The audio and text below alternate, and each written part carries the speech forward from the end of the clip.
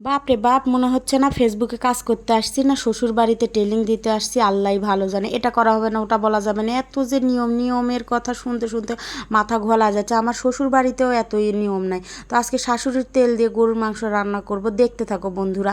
তো আজকে আমি গরুর মাংসটা সুন্দর করে ধুয়ে নিছি, তারপর সকল রকমের মশলাপাতি তেল তুল দিয়ে মাখিয়ে নিব। তবে আমার হাত জ্বালা করে, এই জন্য আমি মাখিয়ে নিলাম না। আমি খুন্তি দিয়ে সুন্দর করে মাখিয়ে দিব। পেঁয়াজটা দিতে ভুলে গেছি, তারপর পেঁয়াজটা দিয়ে দিলাম। তারপর আদা বাটা রসুন বাটা, মানে যা যা লাগে সবাই রান্না করতে জানো। তারপর আমি একটু বলে দিচ্ছি। তারপর শাশুড়ির তেলও দিয়ে দিলাম, হচ্ছে সরিষার তেল দিয়ে গরুর মাংস রান্না করলে যে কী পরিমাণ স্বাদ হয় খেতে বন্ধুরা। তারপর সুন্দর করে খুন্তি দিয়ে যে নেড়ে নেড়ে কষিয়ে নিচ্ছি। গরুর মাংস স্বাদই হচ্ছে যে নাড়াচাড়া, যত নাড়ুচাড়ু করা যাবে তত স্বাদ হবে। কষাতেই সুন্দর করে যদি কষানোটা হয় মাংস, তাহলে সেই স্বাদ হবে খেতে।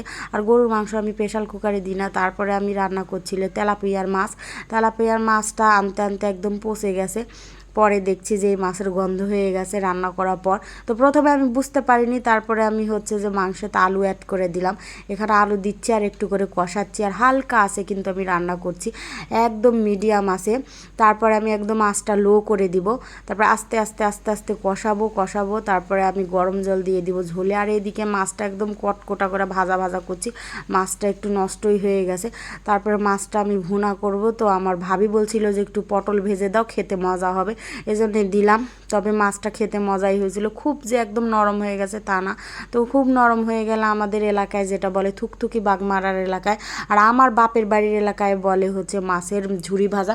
তো ওটা করে খেয়ে ফেলবো। মাছ কিনে আনছে, গরমের এত গরম, মানে আমরা থাকছি সাহারা মরুভূমিতে, মাছ কিনে আনতে আনতে পচে গেছে।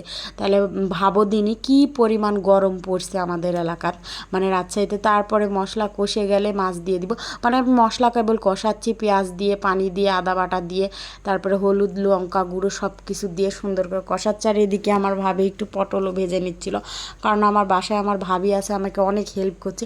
আর এই গরমের মধ্যে রান্না করতে যে কি কষ্ট রে বাবা রে বাবা, যারা রান্না করছে তারাই জানে। তারপর আমি গরম জলটা অ্যাড করে দিলাম। আমি কিন্তু একদম লো আছে গরুর মাংসটা সুন্দর করে কষিয়ে নিচ্ছি। তারপরে এখানেও কষানো হয়ে গেছে, এখানেও পটলটা দিয়ে দিব, তারপরে মাছটা দিয়ে দিব। তো একটা কথা বলি, ফেসবুকে যে আমরা কাজ করতে আসছি, এত যে নিয়ম, প্রতিদিন আমি এক একটা নিয়ম বাড়াচ্ছি, কালকে আরেকটা, আমার তো কিছু মনেই থাকে না। তারপরে এই ফেসবুকের যে এত নিয়ম কারণ, বাপরে বাপ, শ্বশুর বাড়িতে এত নিয়ম কারণ নাই। আর খালি দোষ ধরবে ফেসবুক। তাহলে ফেসবুক আর শ্বশুর বাড়িতে একই হলো, যে শ্বশুর বাড়িতে যেই কাজই করি না কেন দোষ ধরবে শাশুড়ি, এটা হলো ওটা হলো, হেই হলো সেই হলো, হ্যান হলো ত্যান হলো। ফেসবুকও তাই, এই হয়েছে সেই হয়েছে, দোষের কোনো শেষ নাই। তো আমার তো কিছু মনেই থাকে না, ফেসবুকে যে প্রতিদিন যে নিয়ম বানাচ্ছে, মনে হচ্ছে যে কি যে করি, শ্বশুর বাড়িতে আসি না ফেসবুকে আসি বুঝতে পারছি না। তো যাই হোক, আমার তরকারিটা কিন্তু হয়ে গেছে সুন্দর মতো, খেতে কিন্তু সেই স্বাদ হয়েছিল। এদিকে আমার গরুর মাংস হয়ে গেছে। তারপর গরুর মাংসতে আমি ফাইনাল টাচটা দিয়ে দিব, তারপর আরেকটু ঢেকে নামিয়ে নেব। কি যে স্বাদ হয়েছিল খাইতে, সেই মজা হয়েছিল। তো ছুটির দিনে একটু ভালো মন্দ রান্না করে খাইতেই হয়, ভালো মন্দ মানে আমার কাছে গরুর মাংস।